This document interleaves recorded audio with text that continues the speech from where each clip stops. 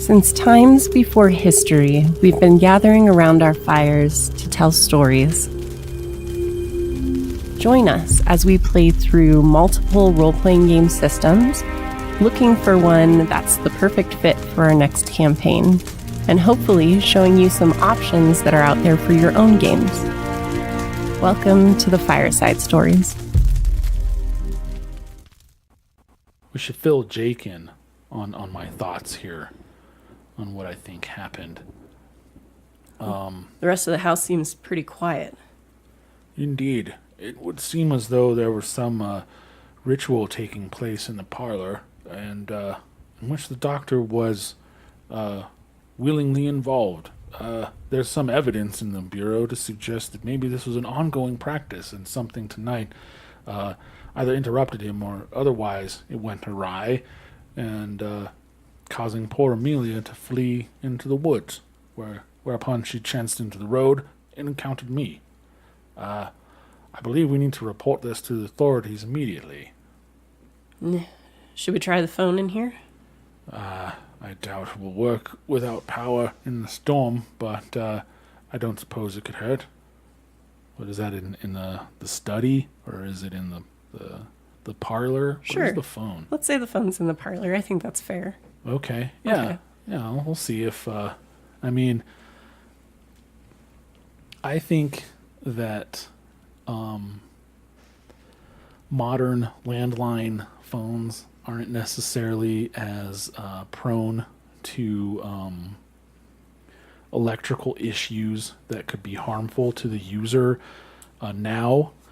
But back in the day, I think that was a real thing, because I think the phone lines carried some small amount of power to power the phone at the end. Yeah. You know what I mean? And so given that that's the case, you need to be careful back then with the phone, because it is an electrical appliance, and we are in the midst of a lightning storm. So, Right. I'll take it upon myself to carefully see if I can use the phone rather than have Jake do it, because I wouldn't want to put another individual at risk in place of myself. That's not very... Yeah, this isn't D&D where your character would do that. Right. The current character that Right. I'm playing. I've played other more noble characters. Anyways. Yeah, so I'll gingerly pick up the receiver, alert for any telltale tingle or similar. So picking it up, at first there is nothing, and then you notice there are little moments of kind of static, but you're not really getting a connection. And then there's sort of a strange sort of chittering, wailing, growling sort of sound that you can hear, but then the line falls dead again. I see. Could I do the thing where I, press the cradle up and down? Yeah, where you the little hear- receiver Yeah. thing. Yeah. So you do that, and Hello? the line does seem to be dead. Is anyone there? Nothing. Hang it back up again and turn to Jake. The line appears dead. I won't share with him what I think I may have heard Sure. over the phone. So he looks at you and he says, well, what now? I suppose there's nothing for it now but to head back to town and apprise the townsfolk of what we discovered here. Yeah, it'd be good to check in on the girl. She didn't look so good. Indeed. Also, perhaps we could use the phone at it's Orchard Run Gas? Is that what it is? Yeah. I know there's Orchard a phone Run Gas and Diner, yes. in the office. I've had to use it before. Gas station office, yeah. Okay. Yeah. The Orchard Run. So, yeah, we'll head back Okay. to the car. Going back to the car, you start it up, no issues. And as you start to drive down the driveway, you see something sort of a strange glow in the trees. I say, Jake, do you see that? And as you pointed out, Jake begins to tremble. He says, we have to get out of here. It's that dead light. Did we make it to the car yet? You're in the car. Oh, well, let's drive away. All right. So as you start to pick up a little bit of speed, the light starts to move more quickly through the trees. You'll note on your map of Orchard Run that shows the driveway that you're on. There are two significant turns. One is the switchback that leads, in your case, away from the cottage. And the other is that quite sharp turn to get back on the road. Mm-hmm. So for the first turn, I'm going to need you to make a drive auto roll. Oh, boy. Oh, goodness. What a time to fail a roll. 84. So, yeah. All right. This turn does not go well. Did you want to push your roll? No. Okay. So the car slides into the mud. It doesn't hit anything. You think that maybe with a little bit of a push, you can get it back on track, but you would have to get out of the car, or Jake would have to get out of the car to do so. Okay. So I've gunned it a few times. It seems to be a little stuck. Yes. Right. I'll turn to Jake. Do you drive? Obviously he does because he was driving the pig truck, so never mind. I won't say that. I'll actually ask him if he'll take the wheel. Here, take the wheel. We seem to be stuck. I'll push. You drive. Hurry, we got to get out of here. Yes. When we get unstuck, wait for me to hop back in. Hop. I said hop back in. I'm quite a tizzy. All right. Yeah, I'll hop out and go to the back of the car to push. All right. So go ahead and make a strength check just to see how quickly you can resolve the situation. All right. 11. So that is an extreme success. All right. It takes you almost no time at all. Right now, you can't even see whatever that light was in the trees. It seems to be back behind you, away. And so you're able to free the car. You feel it start to move forward, and Jake does stop to make sure that you can get back in. Good. You want me to drive, or do you want to take back over? Shove over, man. I'll drive us back because I'm responsible for this vehicle. Yeah. So, this isn't my car. All right. So getting it back up to speed, you're turning down that main curve. You're about to get to the point where you have to turn back on the road, and you see the light again, and this time it's closer. Oof. And Jake begins to panic and start to claw for the wheel. I need you to make a hard drive auto roll. Ugh. Wow. Goodness, Jake. Get a hold of yourself. Oh, all right. Let's see. Okay, cool. So I rolled a 29. Uh-huh. My hard success is 27. Okay. So I'm going to have to burn some luck. Okay, that's lucky that you're that close. Yeah. Though. Yeah.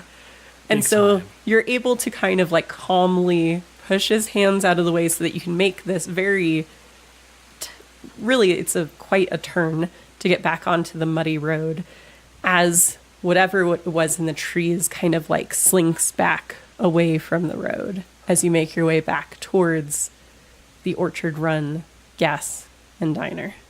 Okay. He's like, I told you I saw something out here. Yes, I believe you. I saw it as well. I can't believe my eye.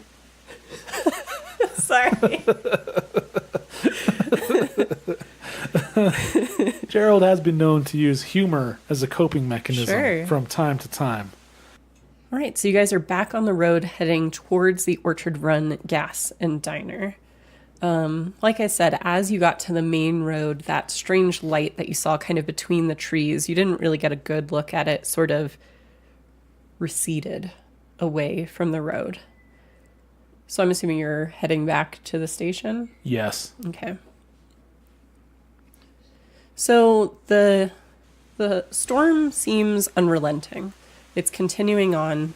But on the main road, as empty as it is, you're able to keep to a relatively low speed and travel safely back to the diner. Yeah. I mean, it's about what, 350 feet? So it's not Yeah, it's not far. far.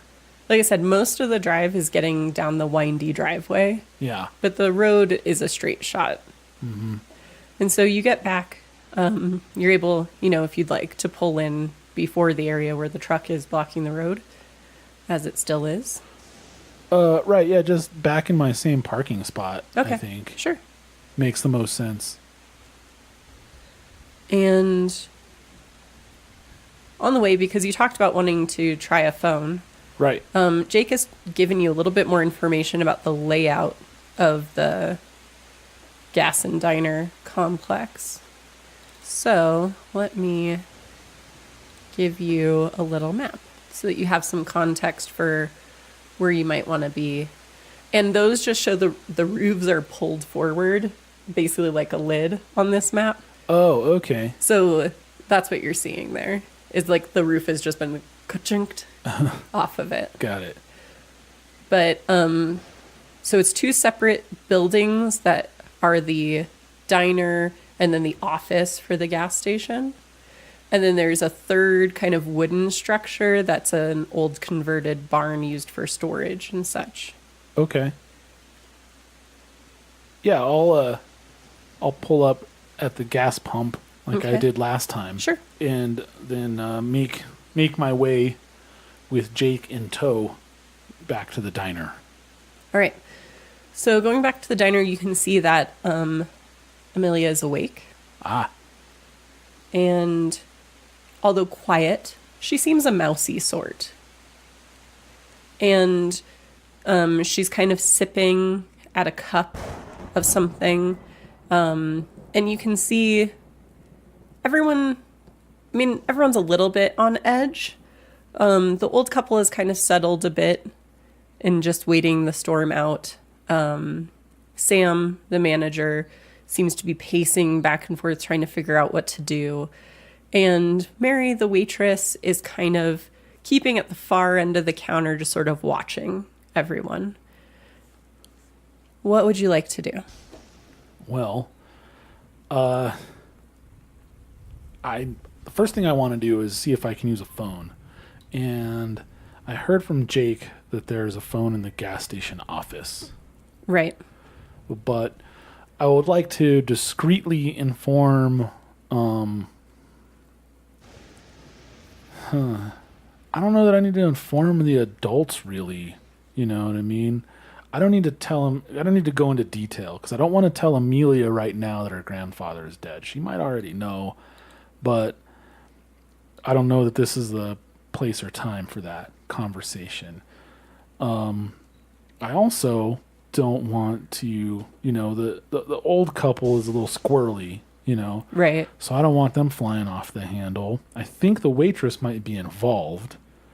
And the manager just strikes me as this like cowardly busybody, who might gossip about it or speculate wildly and rile things up. So I don't think that I need to go into detail with this. Okay. So as we're standing in the doorway of the diner, I'd like to maybe nudge Jake and whisper to him, like, I believe we should keep the details of these proceedings to ourselves. There's no need to alarm the townsfolk until we can alert the proper authorities.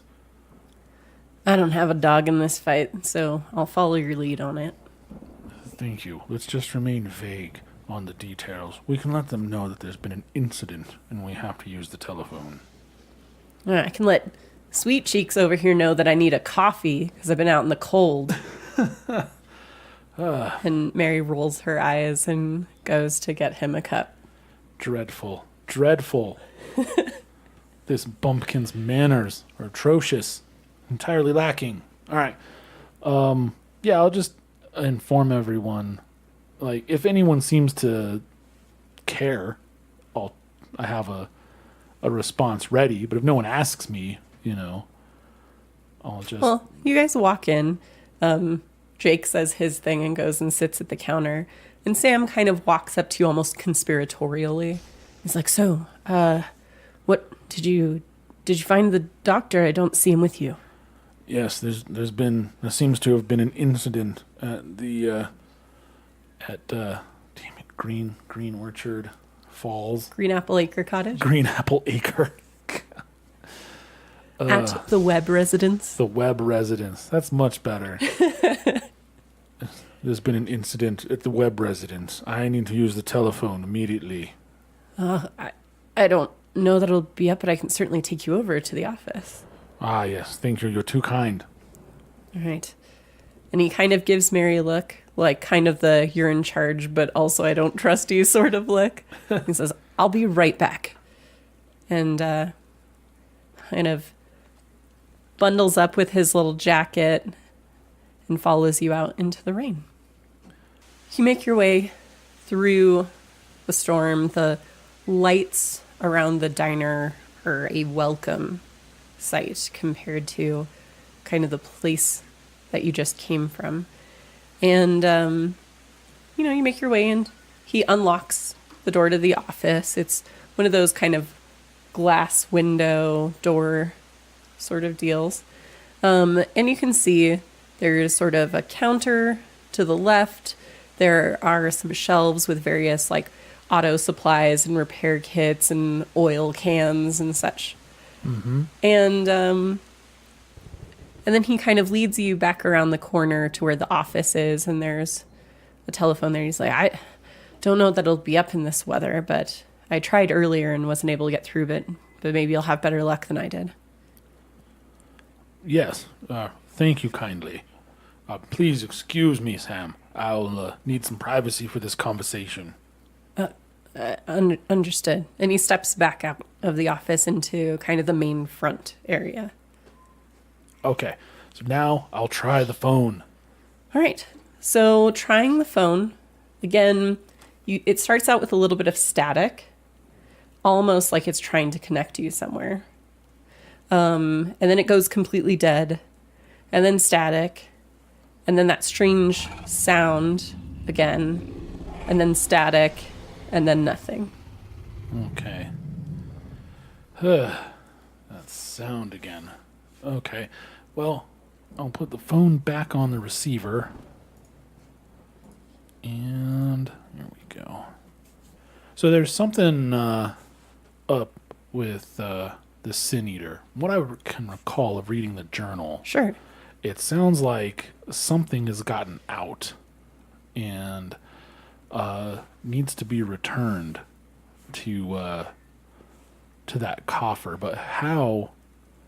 So the journal returned? Gives you one method, at least the method the doctor knew of, which was offering a sacrifice, basically, using blood to make a mark.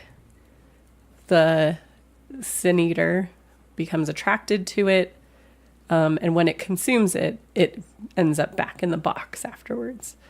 You didn't notice anyone with that sort of mark at the location, so it looks like perhaps this wasn't, or like you said, either interrupted ritual or not part of a ritual. Something else happened. But either way, it wasn't done according to the procedure. So right now it's out.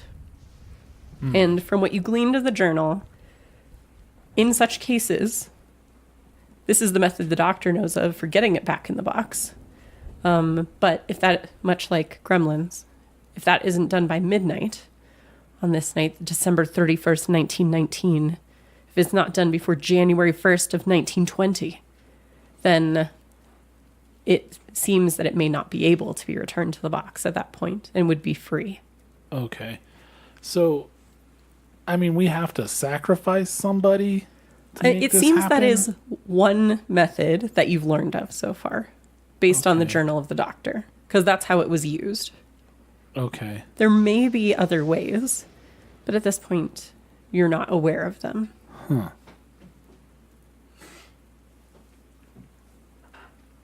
Okay. Okay. Well, yeah, I'm gonna have to figure that out because I can't sacrifice somebody, you know. In order, you speak the words and open the coffer. And the eater comes and burns it to a fine ash, and then returns to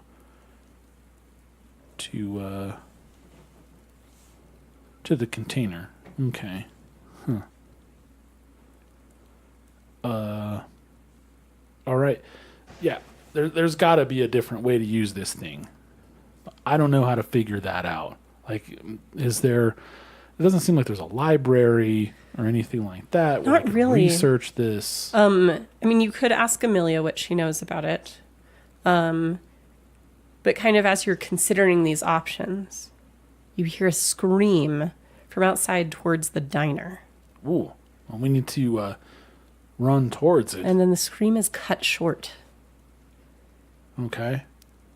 So, running out of the back office, Sam looks at you and he says, "Did you hear that?" I did. We should see if anyone needs help. All right, Ed, after you. Okay. Well, of course, after me. So, yeah, I'll take off running towards the scream. All right, and he comes after you. You note that he doesn't stop to lock the door or anything. He just stays with you. But he kind of pauses at the main door to the diner, kind of opens it, and you see the old woman, Winifred. And she says, "It's Teddy. He went to the water closet." As you know, in many gas stations, particularly old ones, the entrance to the bathroom is on the outside of the building. And so she kind of motions towards the far end, and she looks terrified. Okay. So, looking at the layout here in the map, it looks like you have to go out the door on the gas station side, walk around in front of the diner, and around the corner to the back to get to the bathroom. Yes. Okay. Oh, all right. Yeah. Let's investigate. So rounding the corner, you see the door to the bathroom, the restroom is open. And there is a sort of pile/puddle of a gray, sludgy ash on the ground. Oh no. And there's no sign of Mr. Teddy Brewer, who came out this way. Yeah, he seems to have been burned. I right. think these are his remains. And just because it's your favorite, go ahead and make a spot hidden when you have a chance. All right, spot hidden. Shoot, 78. Okay. The rain is picked up somewhat. It's hard to see anything through it. And on this side of the diner, it's a little bit darker, a little bit closer to the tree line. And you can see something kind of shimmering, waving in the distance with its own source of light. Okay. Well, I'm thinking two things right now. One, I need to retrieve the box. Two, I need to retrieve the wax that seals the box. Right? And 2A, I need to use those things to try to capture the light Right. in here. But before I do that, I'd like to push my spot hidden roll Okay. for remains here. All right. I will say if you fail, then because you've stayed out here a little bit longer and a little bit away from everyone else, you're likely to attract the attention of whatever this is. Okay, Okay. fair enough. Let's see what happens. Okay, not much better. 61 this time. So that's a fail. All right. So as you kind of squint through the rain into the darkness of the tree line, trying to understand what you're seeing, a light flows towards you like ink over paper, like milk over the surface of a saucer. It's just kind of this flowing hovering liquid light. Okay. And it runs towards you. A bit like St. Elmo's fire, perhaps. Okay. I think I need to flee back into the diner, if I can. All right, so what we will do, as it gets closer to you, Take your time. I need you to make a POW roll.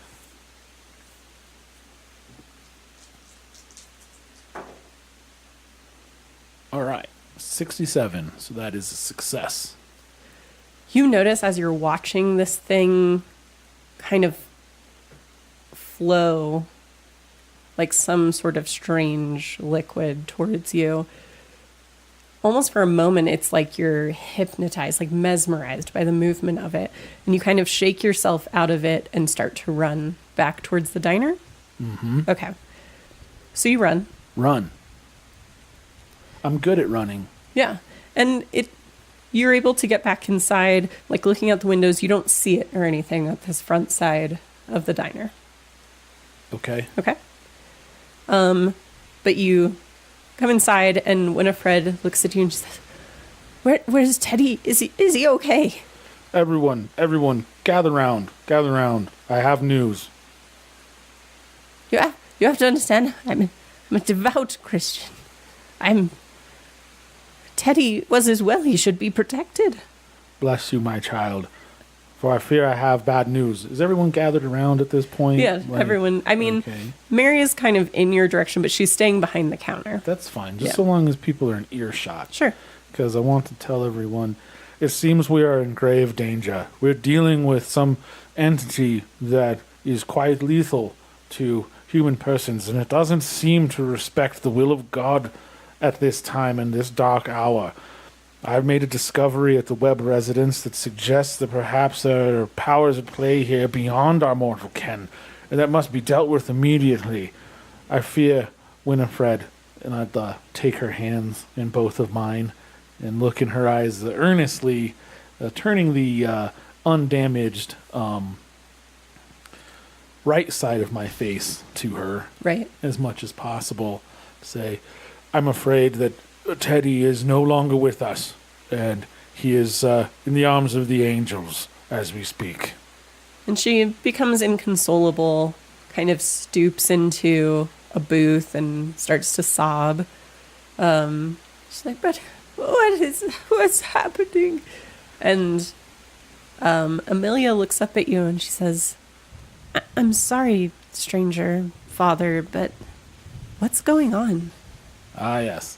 Now I'll walk over to Amelia's booth and sit down. Amelia, my dear, I am Father Britton.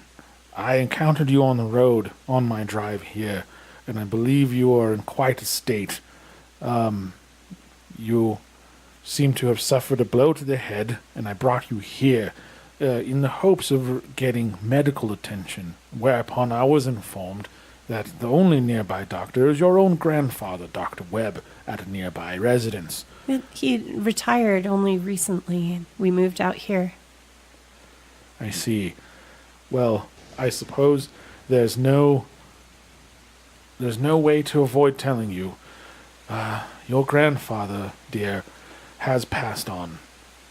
Oh, I mean, I stayed with him. He had a condition, a heart condition. I was helping to keep an eye on him, and so I knew it would happen at some point, but just why do you know that? How am I here? As I said, after encountering you on the road, almost narrowly avoiding a horrific accident, I brought you here to convalesce. Upon learning that your grandfather was a physician at a nearby cottage, I feared that maybe you had fled to seek help for him in the event that the worst had occurred. So I went to offer aid at your residence. It turns out that such aid was offered too late, as what you fear had come to pass. However, there was evidence of other goings-on at the residence that are putting us all in danger. It would seem as though your grandfather may have been involved with some less than savory practices when it comes to dealing with such dark powers as exist in the world. Is this anything you are aware of? Do you know anything about this? We have to deal with this, I believe, or it could spell the doom for us all. I mean, I've only been with him for 7 months. His health hasn't been so good. I don't know a lot about his practice before that. I don't know. What are you talking about? I mean, I know he had his notes and everything in his bureau. Yes. I see. Do you remember anything about this evening before you may have fled into the woods and I came upon you? She kind of looks you straight in the face with her sort of like almost arresting, like pale gray eyes that she has. She's looking much better than she was when you found her. And you can see that she's really trying to think about it. She says, we were in the parlor. We had lit the fire. We were going to have tea. I don't remember. There, dear. That's quite all right. You've been through a lot, and there's, sadly, probably more to come.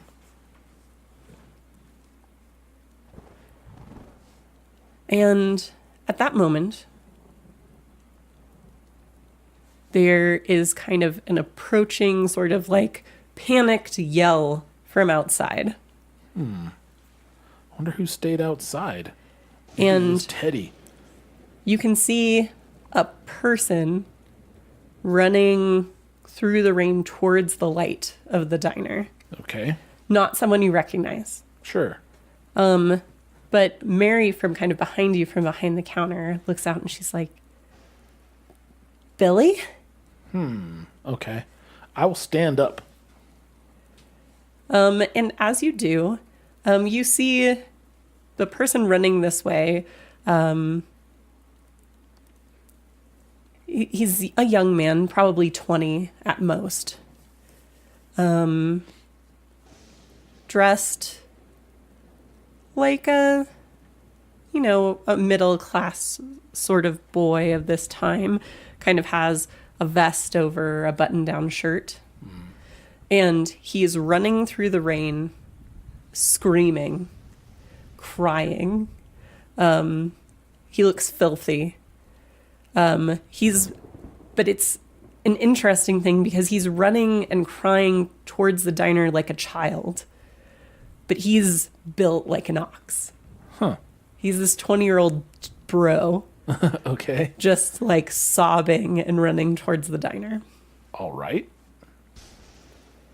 And you can see behind him some sort of flowing mote of light Okay. as he runs. Yeah.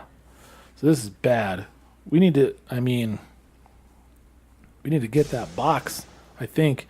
That's the only thing I can think of that I tie to this, containing this thing. Right. So to get it into the box, I just don't know. I need you to make a luck roll. Luck. Here we go. Let's see if Billy's going to make it to the diner. He is. He's going to make it to the diner in stellar fashion. I rolled an 11. All right. So as he runs, the storm that continues outside kind of picks up in intensity. And you see that there is a strike of lightning that hits very close to the diner. Oh, okay. And as it does, strikes down, you see the kind of flowing light recoil and kind of zip back towards the safety of the tree line. Duly noted. As Billy runs into the diner, like throws the door open, falls to the ground sobbing, It was trying to get me. Okay. I'm going to kind of look at Mary. Does she seem to kind of make her way around to the counter at all to maybe comfort him? Yeah, she's run towards the counter, and she's like, just hush, hush, everything's going to be all right. And she's like rocking him. Okay, good. She's taking care of Billy here, which is good, because I got other stuff I got to look after. Something bad's out there. It's going to eat everybody. As I said, everyone, I feel we are in grave danger. The only solution I can think of lies back at the Webb residence. I need to return there immediately to retrieve some tools to that end. No, that's where it came from. I know, Billy, but if there's any hope for us to survive, I have to try. I let it out, and he's just crying. And Mary's like, shush, just shut up. Everything's gonna be fine. Suspicious. Roll psychology. I'm suspicious. That's very suspicious. Okay, son of a bee. Rolled a 75. The opposite of what I need to roll, kind of. All right. I have to roll a 57. Do you have listen or just spot hidden? I have listen. All right, go ahead and roll listen. All right, 19. So success? Yes. Okay. You hear Mary like lean in towards Billy.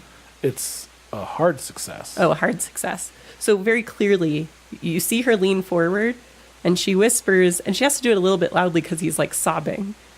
And she loudly whispers like, "Where's Clem, Billy? Where's Clem?" Oh. Clem is the guy half burned. Mm-hmm. I see. All right. Well, the time for, pretense and subtlety is past. It's coming down to the wire. So, Father Britton is somewhat emboldened, by the circumstances.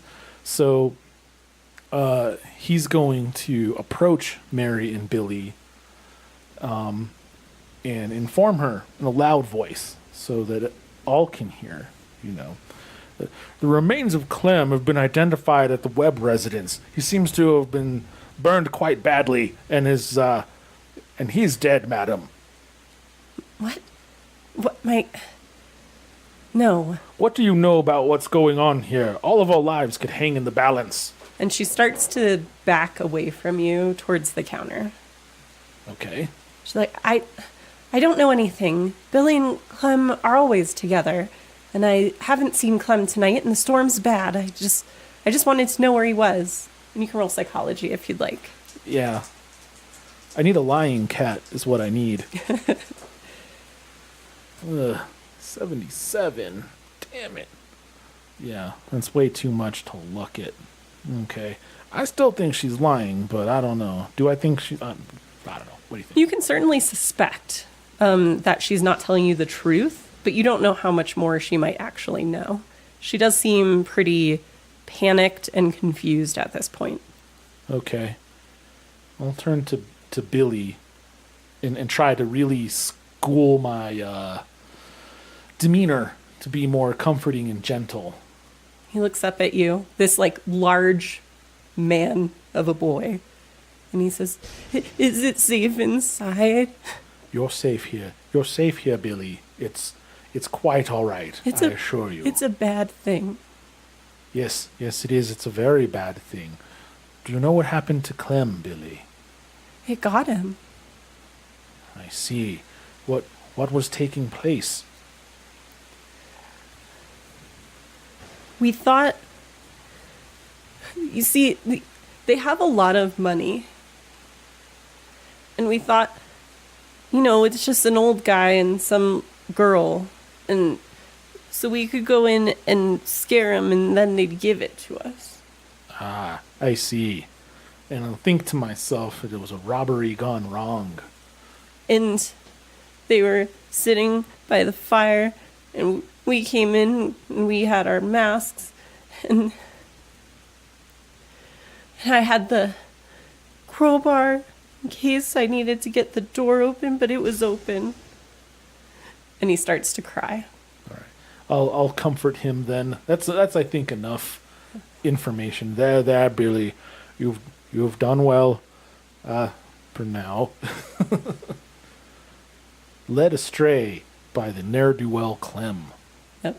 And then he looks up at Amelia and he says, "She's crazy. She ran at me." Okay. Perhaps And Amelia just looks at him confused. she was just defending her grandfather.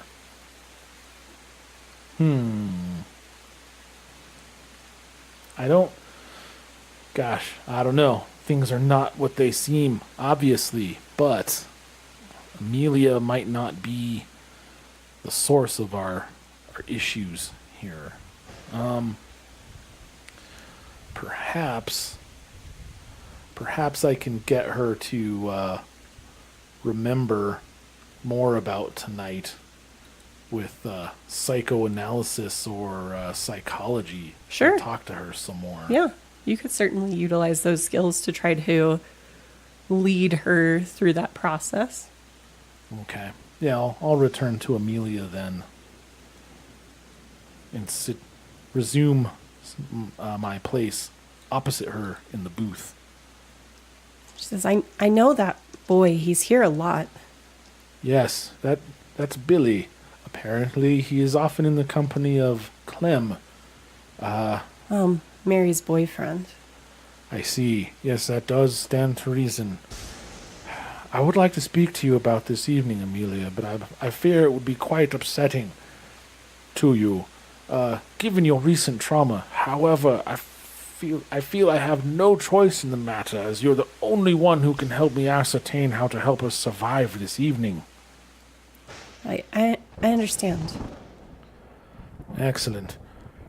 With your permission, dear, I would like to fill you in on what I've learned and see if it may help jog your memory, and also psychobabble and stuff and things to help guide your mind back to where you might remember some things that might help us out. She grimaces a little bit when you mention your psychobabble stuff and things. These seem to be words that she's familiar with, likely from her time in the sanatorium. Yeah, Boston Home for Hysterical Girls, or whatever. That's where I belong. All right. So, but she kind of nods at you, and she's continuing. She has this like empty coffee mug that she's been nursing basically, and she's like playing with her necklace in her other hand. And she's, in kind of very much a defensive, sort of self-comforting posture. Okay. Well, ministering to the distraught is something that I have a lot of experience with. True. So I'm going to try to calm her down. Sure. With my my calm voice and fatherly demeanor, in a there sort of way, but actually effective, hopefully. Right. And I'd like to fill her in on what we discovered at her home, and Okay. and see if that jogs her memory. We'll start there. So as you kind of described the scene, she's like, "You mean that creepy old urn casket thing?" Yes, the very same. Oh, some sort of family heirloom. He says that it's been passed down for generations and that I was never to touch it. This makes sense and matches with what else I discovered there. Your grandfather's Bible, for one, seeming to beseech the Almighty for mercy. Oh. Yeah, I guess my great-great-grandfather, that was his Bible. He always said something about how, doctors have to do so many things as part of their work, and so only God can decide, their fate.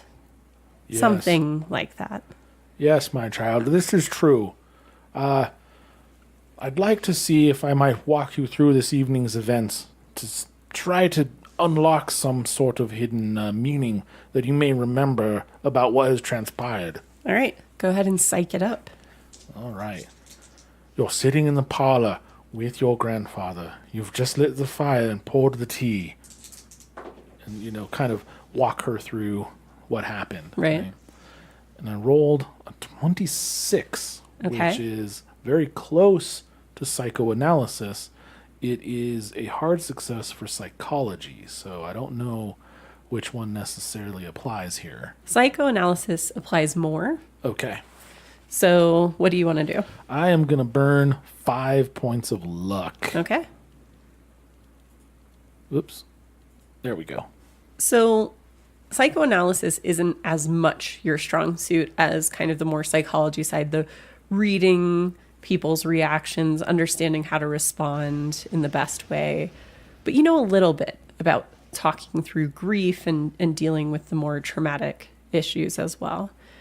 And so you're able to leverage that experience to kind of lull her, not into a true hypnotic state, that's its own skill, but into like a state where she can kind of reach back and maybe see what's going on. And you see her face change as you walk her through this scenario. And she begins to narrate kind of the events of the evening as she remembers them. Okay. So they're sitting in the parlor, about to pour the tea. And the door opens, and so I stand up. And 2 men with masks come in, and one of them has a gun. And the other one has a metal bar. And they scream that they want the money. My grandfather fumbles with his watch. That's where he has his key for the bureau. And the men look twitchy, and one of them lowers the shotgun, and it's pointing at my grandfather. And he looks towards the box, and the man looks at the box, and he's about to go for it, and my grandfather stands up to stop him, and the gun goes off. And then I ran forward at the other one. I was screaming. And then I think he hit me in the head.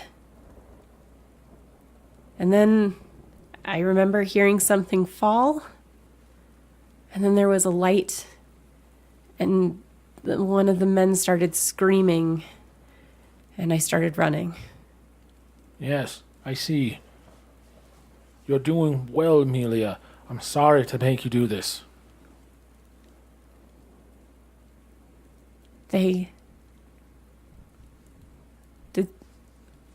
Is whatever's doing this, did it come out of the box? I believe so, yes. We must be returned to the box. However, what I've learned is the only way to return it to the box is to lure it to the box after a sacrifice. Or with a sacrifice, I guess. Hopefully there's another way. I can't believe my grandfather would be involved in such things. It is shocking. Sometimes those we hold most dear are those we know the least. After all, family, friends, and lovers lie constantly caught in the web of regard as they are. I don't know. That thing's always given me nightmares. My grandfather lived in Bolton. Anytime I'd stay with him, I'd have bad dreams, and it happened again when I moved out here. I can understand how living, eating, sleeping in proximity to such a thing could cause such night terrors. Perhaps we can put this to rest. If only we can figure out a way to return it to the box without sacrifice. Well, I'm sure you can think of something. You seem to have a better handle on this than anyone else, but it sounds like you need that thing, the box, first. We need the box and the wax. and the journal, and we must return the creature to the box. Okay. Well, I'll go with you. While I fear for your safety, I fear that we must do all we can, for if this evil is unleashed upon the world, there's no telling what it might wreak, how far it may spread. He scratches at his half mustache that matches the mustache on his facial prosthesis. And so, yeah, he'll stand up and take Amelia by the hand to like help her stand up next to him as well, so Like, that we can. It was my job to make sure that he was okay, and I failed. I don't think you failed anything. There was nothing you could do. It was very brave of you, Amelia. You've done quite well. And she gets kind of a determined line to her lips. She's sets her jaw. And Jake looks back at you and he says, "Are you seriously going back out there? You saw that thing." I did, and I fear if we don't stop it here, it may be unleashed upon the world. Based on what I've read in Dr. Webb's journal, if it's not returned to the box by midnight, it could wreak havoc upon the countryside, the state, perhaps even the world. All right. Well, let's see how Jake handles that. He's a delicate sort. Mm-hmm. He actually does okay with that. He says, "You're crazy, but if you're not back here soon, I guess I'll just have to see what I can do to pack up my pigs and get out of here." That would be advisable. I would advise all of you, if we don't return by midnight, you should seriously consider fleeing. And looking around the room, it would be comical if this wasn't such a horrid situation, how ill-equipped these people seem to be to survive. Mm-hmm. Let's say, that's most people for you, though. Yeah. So that's okay. And as though it has just occurred to me, also, Mary, I'm very sorry for your loss. I have heard some disheartening things about Clem, but we are all sinners who live in hope of forgiveness, and I just want you to know that it does seem as though Clem has passed, but he did carry this with him, and perhaps it can give you some small comfort in your time of grief. And I'll hand her the folded up photo of her that he had. And she looks down at it, and I'd say go ahead and roll psychology. Hey, all right. 22, which is a hard success. She seems almost scared that there's some physical thing that links her to whatever is going on here. I see. Quite self-centered, aren't you, Mary?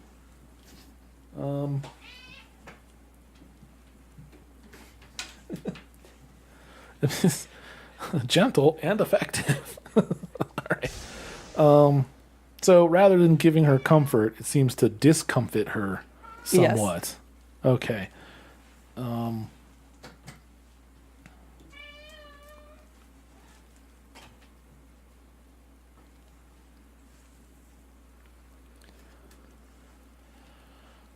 Interesting.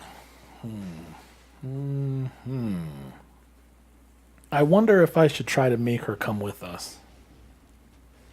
Is what I wonder. I will propose the idea and try to gauge her reaction. All right, so what are you saying to her? I'm going to look her full in the face to take advantage of my somewhat disconcerting, off-putting appearance and say to her, "You should come with us. It would seem you bear some responsibility in this situation."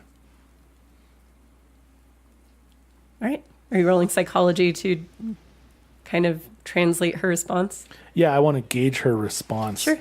And see how she reacts to that, to see if she has something to hide or whatever. All right. But that is a 64, and I don't know if I want to burn more luck right now. Okay. Because that would be 7 points. All right. And that would take me down to 66. All right. So she kind of looks at you and she says, There's There's no way I'm going out there in this with whatever is going on. And I don't even know that you know the truth of it anyway. I mean, who are you even? And she goes back behind the counter. Yeah. She basically told me what a fine hill of beans. Yeah. And went back to her job pouring coffee for nobody. All right. Yeah, there's really nothing for it. Me and Amelia and Jake are going to have to head back. Wait, did Jake say he was going back? No, he did not want to go back out in this. Gotcha. He thinks you're crazy. I see. All right. Well, I suppose it's just me and the young girl. All the strong men should stay here and be safe. Try to shame them into going a little bit. Do you want to roll something for that? Yeah, I mean, what is that? Provoke? Is that in the no? That's Eclipse Phase. Yeah. With Fireside Stories, you play a lot of different systems, and sometimes they bleed together a little bit. So it wouldn't be intimidate. It's kind of. Are you going like fast talk or persuade, sort of? Charm, not really charm. Not really charm. It'd either be fast talk or persuade. Let's do persuade. Okay. If that's allowable. Yeah. All right. We have a 10 and a 0. So we got my first 100 roll. First critical fail. I think. Yeah. All right. Jake gets up and swings one of his meat fists at you. Oh, okay. Cool. This is how Jake solves problems. Fantastic. Well, he'll find me no shrinking flower, sir. So I'm going to fight back with brawl. Oh, you're going to fight back instead of dodging? Yeah, I Okay. would like to maybe, not necessarily, I'm not trying to hurt him, but I think that if I can maybe, so it starts with a dodge, but it's a, dodge and then a perhaps a push or similar. Okay. Into I could have counterpunched you, but instead I just pushed you in the way you were, your momentum was taking you. Yeah, I think you can. Let's do it that way. So it's not dodging. You are fighting. Right, but I'm pulling the punch because I don't want to escalate. No, it's fine that you're choosing not to really Yeah. damage him, but it's Right. still you're fighting back rather than avoiding. Right, because I Right. want to send the message. Don't fuck with me, man. I might be a priest, but I'm not that kind of priest. I'll Right. fuck you up. So you guys are basically going to both roll your fighting brawl, Okay. and we're going to compare the level of success that you got. All right, here we go. Don't fail me now, dice. Oh, they failed me hardcore. Yeah. 89. Oh, yeah. God. So you got a failure, Damn. right? Yes, big time. And he got a regular success. Okay. So his success was better than your success. So he's going to land his punch. Poof. And he's a beefy dude. So let's see. He does 3 damage Okay. as he. I mean, it's kind of just, it's a haymaker, Sure. He's offended, especially because, and you've started to learn this about Jake, he's a bit sexist. Mm-hmm. And so kind of comparing him to the bravery of a woman, Okay. he.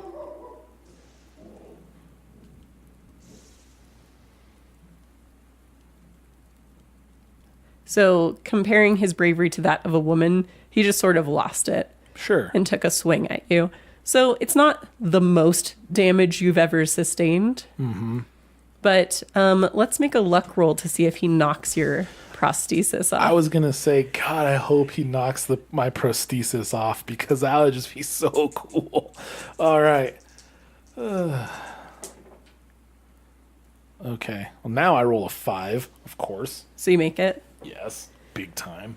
So he hits you, and you don't go toppling, you don't go flying. It's nothing dramatic. And it's almost more damaging to his kind of bravado because you take it and you turn towards him and you kind of just straighten your prosthesis and just, I can say something Yeah, taunting to absolutely. him, Sure. maybe. It's like, oh, well, you seem to be quite adept at beating up crippled war veterans. And he picks up his shotgun and his jug. Mm-hmm. He walks out into the night. Good riddance. All right. What do you want to do? Well, it's up to me and Amelia now. True. Because Billy is a half-wit. He's not very smart What now. would he have been called back then? Not offensively and clinically, he would have been like an idiot or something like that. Well, you also think that maybe he's kind of lost it. Ah, I see. You don't think he's normally like this? Oh, okay. He's kind of reverted back to a childlike state, which is a thing that can happen in the face of severe mental trauma. So, okay. There's really no one else, because Mary's not going to come with us. Billy would be useless. Right. Jake just got mad and took a swing at the deacon and then walked off into the night. Right. And the widow, the recently widowed Winifred, is just a pile of hysterics. Yes. And Sam is quite cowardly. He is. So it's just me. It's just me and you, kid. Amelia. All right. Well, casting an eye around the room, and particularly being as judgy as I can as a priest, and scornful of Mary's behavior, we will head out to my car. Okay. So, heading out to your car, Amelia just quickly gets herself into the passenger seat. Like kind of moves the papers aside. And you see Jake going for his truck and working to free it from the mud. Sure. Okay. No problem there. All right. I'm going to let him go. All right. Because he doesn't really have anything that could help, I don't think. You know? And pretty sure our relationship is damaged beyond any immediate repair. And only time could help, but time's not a tool we have at our disposal right now. So you begin to drive away back towards the cottage. Yes. And as you do, you hear through the rain a scream behind you. You see light zipping through the trees towards the cabin of the stuck truck. And there is like a rattle and a shake and then silence. And things go dim. All right, but you are a bit away at this point. So, still heading to the cottage? Yes. Okay. Not going to go back. I think the light ate Jake just now. So. All right. So, you are making the drive. It's a little bit uneventful. It seems that there is a bit of a distraction for your leaving, aiding in that to occur. And back at the cottage, Amelia is comfortable getting out of the car and heading in, and you see her try the switch. Mm-hmm. And she's like, oh, the generator must be off.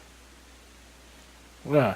Yes, I tried to repair it, but was unsuccessful. Perhaps with your help, we can both manage to restore the generator, for it seems as though electricity keeps this entity at bay. Interesting. Well, it's a really new generator, but it does seem finicky. I could certainly help you with it. Let's see to that first, and then collect the box. All right. So, heading down into the basement. I want you to go ahead and make a luck roll. 59. So, yes. Okay. So you head down into the cellar where the generator is. And now go ahead and roll your mechanical repair skill with a bonus die. So in your case, since you don't have extra dice, roll your 10s twice. Use the lower result. Okay, can do. All right. 91 and 11. Hey. So, fantastic. Let's see. Mechanical repair 11 is just a hard success. All right. Really close to an extreme success, though. So I wonder if I should burn a little luck here to get it to an extreme success. Can you do that? Yeah. Okay. Sometimes there's rules where, like, you can't use luck to make it an extreme success or whatever. You I don't can't know. use luck in combat, and you can't use it on a pushed roll. Got it. Okay. So, yeah, I think it would be worth it because it's only 3 points, right? Right. To get it to extreme success. And this generator might be important given that electricity keeps this thing at bay, Right. So I don't want it to sputter out at a crucial moment. So let's go ahead and burn those 3 luck points to get a extreme success on our mechanical repair of the generator. Okay. So you do so. It, fires up, comes to life for you. And you note as you're working through it, because Amelia is able to help you kind of with the strange sort of, it has its own quirks, this newfangled machinery. Mm-hmm. And as it's running, you notice that it's almost like a spared no expense sort of thing. Uh-huh. Either by choice or by convincing of a good salesman. Dr. Webb bought a generator that is way more than what is necessary to power this little cottage. Okay. And your understanding of it now is such that you think if you wanted to do something with it, to kind of make something for your own ends or something like that, you could certainly utilize it in that way. Okay. So there's going to be a lot of power. And electricity kind of, like I said, affects this thing. The lightning strike sort of drove it away. Right. Right? But I don't know how to necessarily direct electricity to direct this thing. So what I think is perhaps if we can turn the lights off and we can somehow lure this entity towards us, Right. right? Then if we can turn the lights back on, then perhaps, I don't know if the lights will make it flee or if there needs to be like actual like electricity to like make it flee, but I don't know if I have like a wire or something like that to make sparks or something like that. I don't know. Well, you could definitely try to set something up like that. Yeah. It'd be up to you. I think, yeah, now that we have power to the house, let's go back up stairs, retrieve the journal, and retrieve the wax, Okay. and set the box back up, so that it can easily be shut, Right. and then ready to seal. Okay.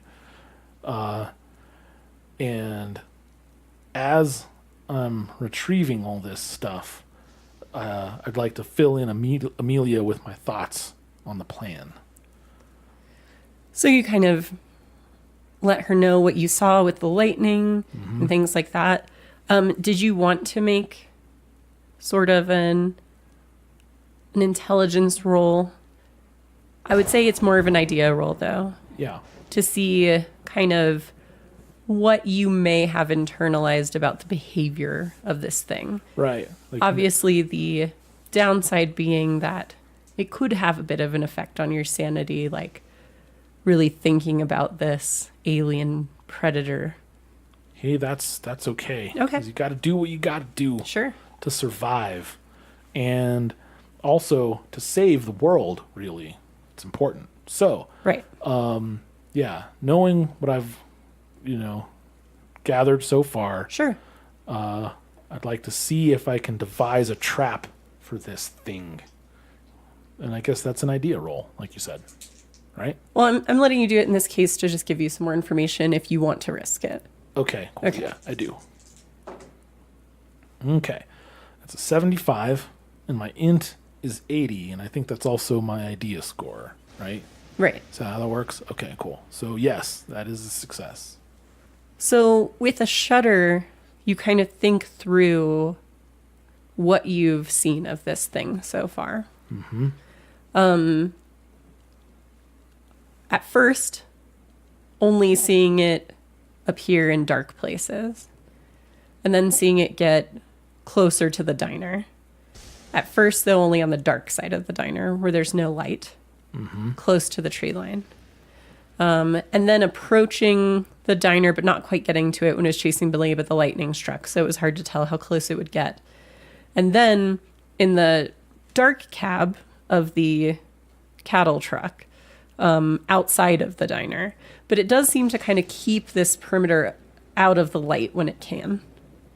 So you know that it seems to be at least discomfited by bright light. Okay. But it definitely recoils from electricity, or in the case of the lightning strike, a very strong electrical charge. You don't know how much you can utilize that or to what end, because you haven't seen it, how it works exactly. But the other thing you've noticed about it, and this is really what starts to send your mind reeling a little bit, is that it's very much like what you've heard of sharks. It seems to be attracted to the thrashing, emotional panic of those in the area. It can almost sniff that sort of thing out. Okay. Huh. All right. Well, I think we should do this here and now. Not go back to the diner to try and trap this thing. So we're going to need, in any trap, we're going to need a mechanism to trap it. So, and we're going to need bait as well. So,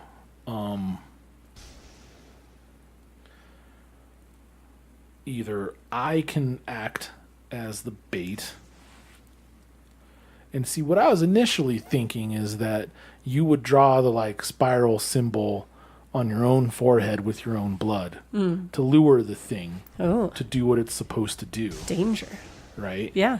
And then when it comes in, flip the switch, right?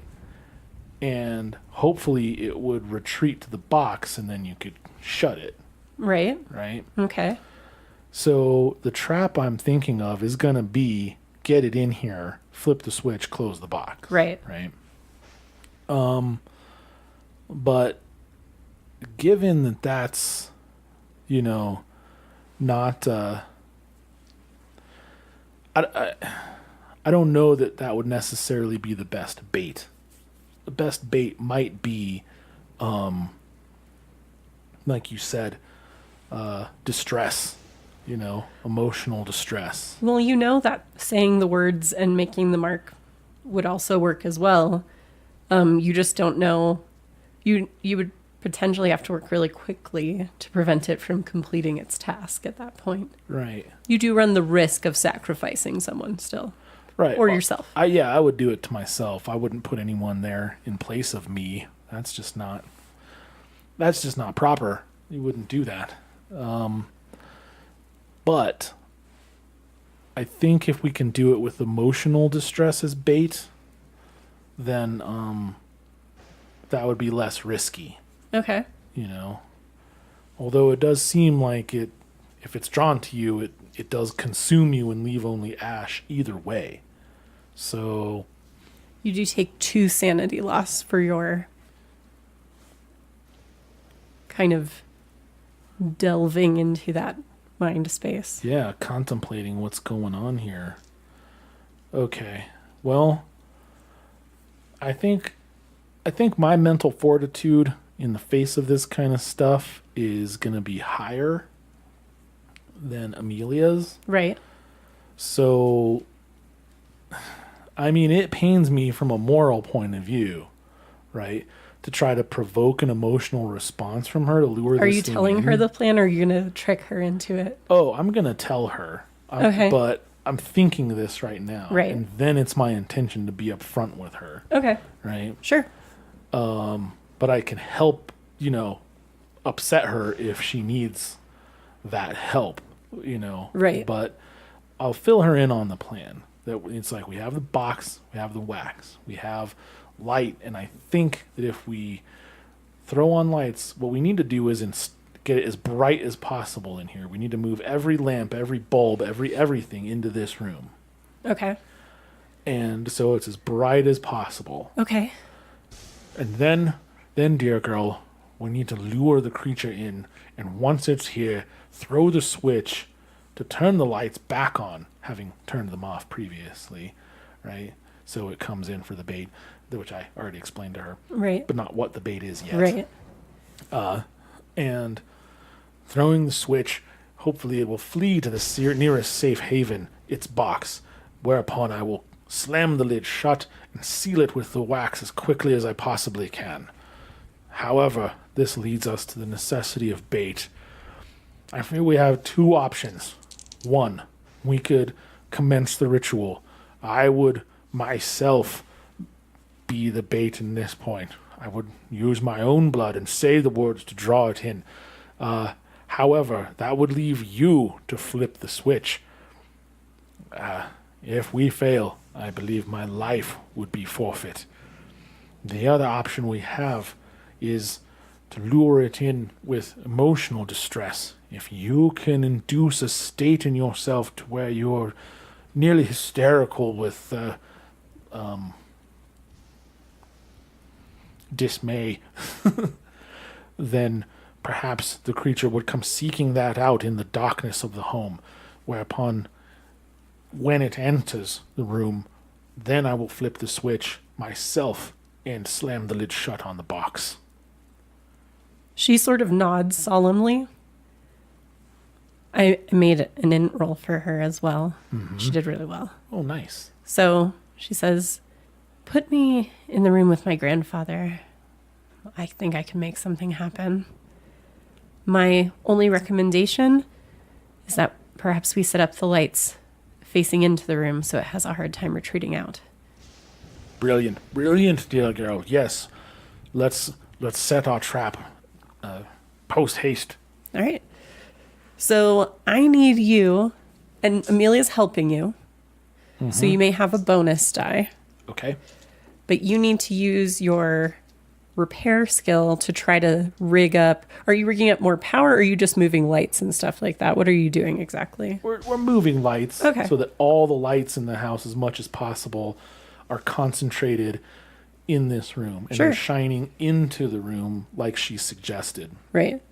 So I'll say go ahead and just make an int roll just to give me an idea of the quality of your placement. Okay.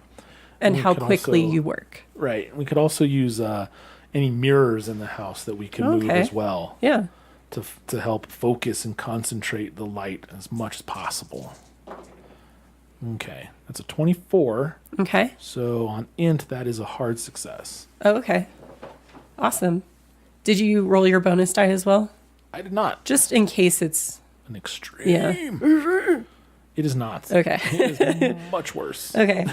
So you get it set up actually pretty quickly. You do a quick test, everything looks good, and then you turn off the lights. And then turn them back on. Right. You know, give them some flashes like, oh, this seems to work. Right. Okay.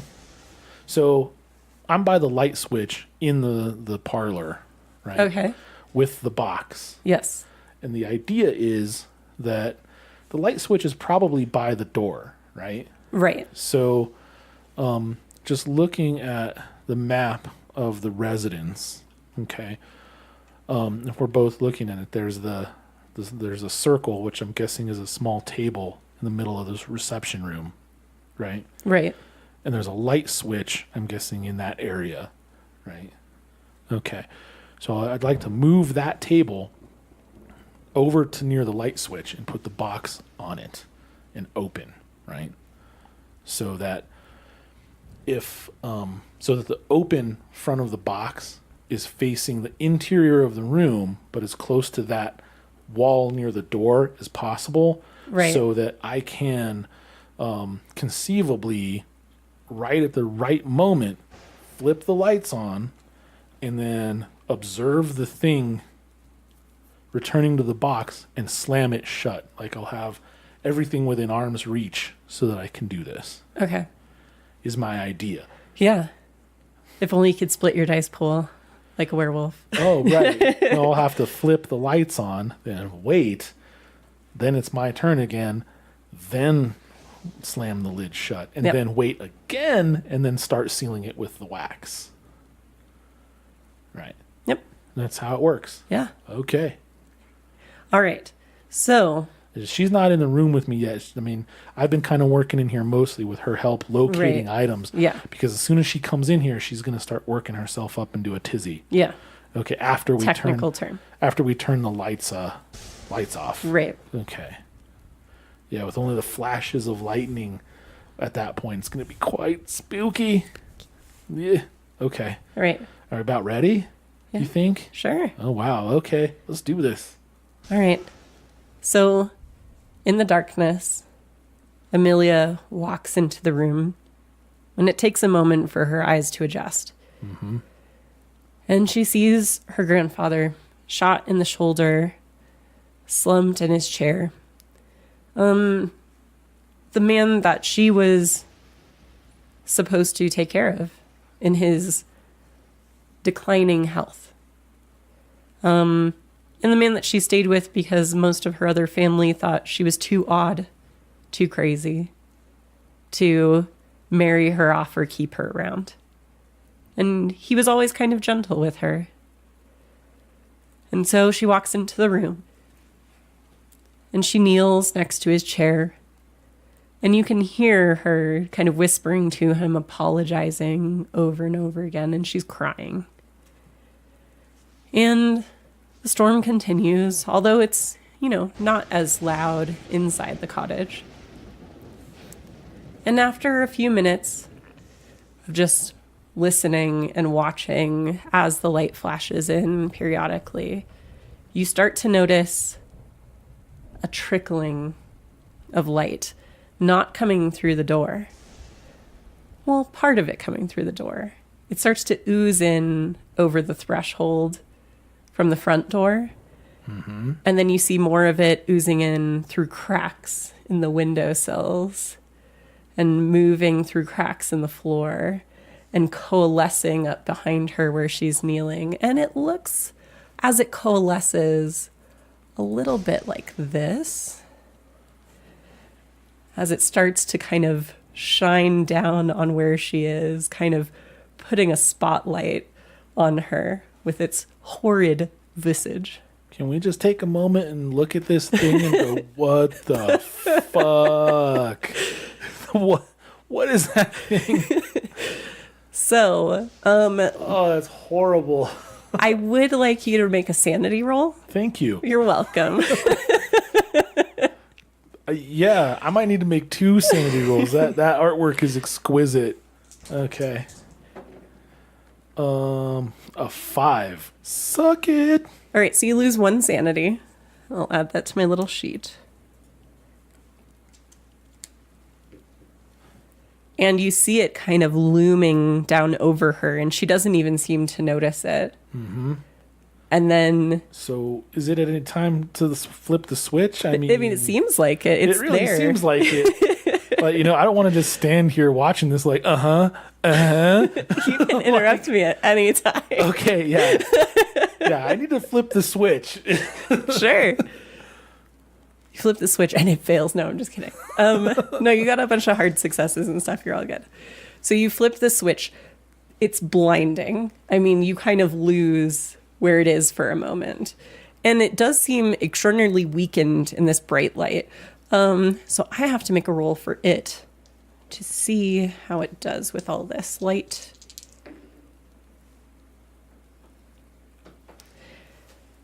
It fails. It's con check, which is what it needs to do in this case. I see. And so let's see. You see it kind of recoil, obviously, as your eyes adjust to the light. It seems almost pale and faded. And it's making a sound very similar to what you were hearing over the phone. Yeah. And you see it kind of because it sort of coalesced into an almost humanoid sort of form, as you saw. And it kind of just splashes out of that form and runs / zigzags towards the box. Oh, thank God. All right. But since you've been holding the box, or it's been near you for a while, I do need you to make another sanity roll. Okay. You actually find yourself feeling like physically sick from being near this thing. Yeah. Here we go. All right. This was a sanity? Yes. Okay, 45. So, Still success? yes. All right. But you lose one more. I'm managing to hold it together. All right. And the box is sort of shaking and rocking in your hand. What would you like to do? I mean, I need to wait for the thing to get in the box. It seems like it's mostly like it's very quickly like kind of splashed out of its form and then like almost lightning like moved into the box. Okay. Like its last trailing elements, tendrils are kind of working their way in. I'm going to hold it as long as I can to get as much of it in, right? Mm-hmm. And then I'll slam the lid shut All right. with, not with all my strength, because if I slam it shut with all my strength and the box shatters. But I feel Well, it is a it's- metal. It's metal. Yeah. It's lead lined. Yes. It's pretty sturdy. All and right. heavy. I do want to have you make a strength check though to see if you can hold it closed. Okay. Yeah, and the wax is like, I don't know if it's on the table next to it Right. or like, I don't remember where I put that. So I might have to, I don't know. Let's see. I have Amelia make a roll. Okay. Okay. So I did roll a 23. I got a hard success Okay. on my strength check. All right. So it's like rattling in your hands and you can hear the creature inside like screeching. What do you want to do? So I have like my hands full holding this box shut. Right. Right? So I have to shout for Amelia to seal it with the wax, right? Right. Amelia, the wax, seal the box, seal it shut, Amelia. She looks up like she was in a daze. Like she's not even aware the lights have come back on. And let's see. Yeah. So she like shakes her head, comes back to reality, runs to the table and like is just grabbing the ointment in her hands and just smearing it like across Yeah. the lip of the box. No need. Yeah, you're not decorating the cake. You know, like just slather it on there, man. Pile it on, man. Pile it on. And the shaking stops. And outside, it sounds like the storm almost starts to subside. And she says, well, what do we do with it now? We can't leave it for someone to find. No, of course not. I'm going to gather this evidence and take it into the control of the church. I'll return it to my bishop, and he can convene with the archdiocese and perhaps even the Vatican to determine what needs to be done next to contain this artifact. So I'm going to take the journal, the Bible, the box, the Right. wax, basically everything that surrounds this artifact, right, Right. with me. Okay. And I mean, it's sealed with wax and stuff like that, and that's all good and whatever, but I feel like it fell over and busted open, and this thing came out and attacked the nearest, person, which was Clem, burnt him halfway before it ran off into the night, is what seems like happened. So Yeah, it does sound that way. I would like to bind this thing shut with more mundane means. Like the Okay. wax is there as sort of a magical quote unquote seal. Right. Although the church does not acknowledge or condone the existence of magic. Right. But it's there as a occult type of seal, not a physical seal. So to prevent it spilling open, right? Right. I'm going to seal it with strips of cloth or maybe a leather belt from the late doctor's wardrobe, perhaps. Okay. So yeah, you're taking some time to just secure it as best you can. Yes. Okay. And so you are able to do so, to the best of your ability. But let's go ahead and, I don't know, let's just make a general int check just to see, being smart about your knots and what you're using and things like that to secure it well. Yeah, I feel like a belt would be best, because I can just make a new hole in it with a knife from the kitchen and strap it shut with leather strapping if there's a couple of belts. Oh, man. Maybe not, though. 99. And that's not something significant in this system like it is in the other one, right? Well, if you look at your character sheet in your cheaty sheet area, oh, yes, it does give you kind of, depending on the skill, it changes where your crit fail range is, I believe. Okay, yeah. Yeah, fumble is 100/96 plus. Fail is, so that's a fumble. So how high is your skill that we were rolling against? 80. Okay, then it's only on 100 then that you would fumble it. It's the lower range if the skill is low. So you're good. Okay. Just a regular fumble. I didn't knock it off the table and it blasted open and the thing comes out again. Burns my legs off. And you all off. die. The end. Burns my legs off, chases Amelia into the woods, and yeah. Right. So Amelia looks up at you and she says, I don't have a place here. Is there any way I could go with you? If you want, I suppose you could definitely return with me to the church. They take all kinds. As I gently touch my prosthetic, almost unconsciously. Right. And she kind of nods, and as you kind of finish up this sort of silent exchange, you hear the grandfather clock in the room with you chime midnight.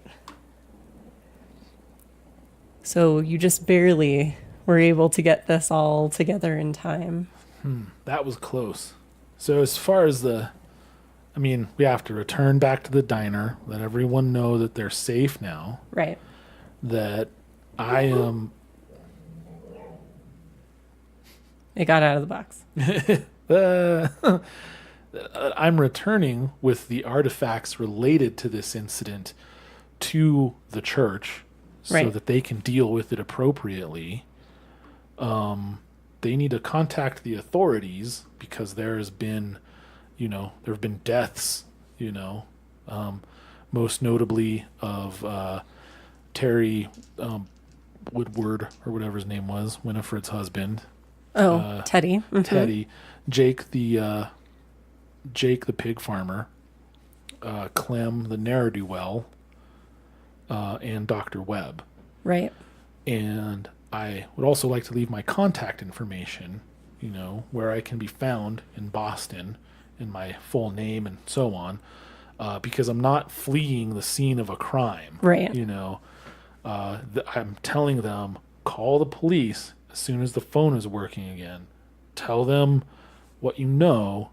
This is my contact information and where I am if they want to talk to me, because I was involved, but I'm a witness, not a perpetrator, and I wish to cooperate with them fully if there's going to be an investigation. All right. But this thing is too dangerous to just leave it laying around, while the local bumpkin cops, fucking fumble around and fuck it up all the time.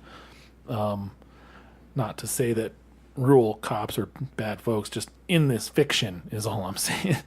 And that Amelia has elected to return with me, perhaps to pursue, a life with involved with the church or seeking succor or who knows. I don't know.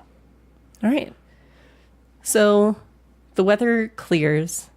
Are you heading straight back to Boston or are you going up to your original destination? Oh, no. I can't make my original your appointment now. Yeah. Not only is it too late, It's the middle of the night, and so my appointment time has passed. I missed it already. Right. But I have this thing that needs to be dealt with. Right. So you take it back to Boston with Amelia in the car with you. Mm-hmm. A few days later, you are contacted by the authorities. Do you tell them the real story? No, I won't tell them the whole story. I'll tell them that I witnessed what seemed to be, I'll tell them I encountered the hysterical young lady on the road, that I took her to the diner, that the people at the diner recognized her and told me who she was, and that based on that information, I surmised that perhaps her grandfather was in need of assistance because something went down. And based on that, I went back to the cottage, right, and came upon the scene of what seems to be a robbery gone wrong, right? Okay. And then looking around to see if there were any, perpetrators or whatnot still on the premises, just for safety's sake, I did find some artifacts on the premises that fell clearly within the domain of the church. So I took it upon myself to remove those for everyone's safety, because it seems as though someone, perhaps the robbers, who knows, was dabbling in arts best left undisturbed, and that they did not understand. So I took those back to the church, and if they absolutely need more information, they can take it up with my management chain of command. Right. And so, at your story, they kind of roll their eyes, take some notes, but they do write down who you tell them to contact to follow up on the things that you might have taken. Yeah. But it's obvious, they're like, oh, priests and their mumbo jumbo sort of stuff. You found some trinkets. Yeah. Thought it was something special. Whatever. Okay. And so you are now more aware of these kind of horrors that are in the world. But for the most part, life goes on as usual. You are sent to more locations to deal with things. But what you find in this area is over time, what you get sent to seems darker and stranger. And now you have sort of a different mind for understanding the things that might be going on behind what you're hearing. And we'll leave with this little vignette. Dark in the cellars and strange sepulchral places under the Archdiocese of Boston. Your Archbishop hands a box secured with a belt to a man all in black, but wearing the white collar of a priest. And he says, "Father, I think you know that there is a use for this." And the man says, "Of course. I will utilize it only in the ways that are ordained and decided beyond ourselves." He says, "As I would suspect, go in peace." And that's where we'll wrap it up. Man. All right. That's all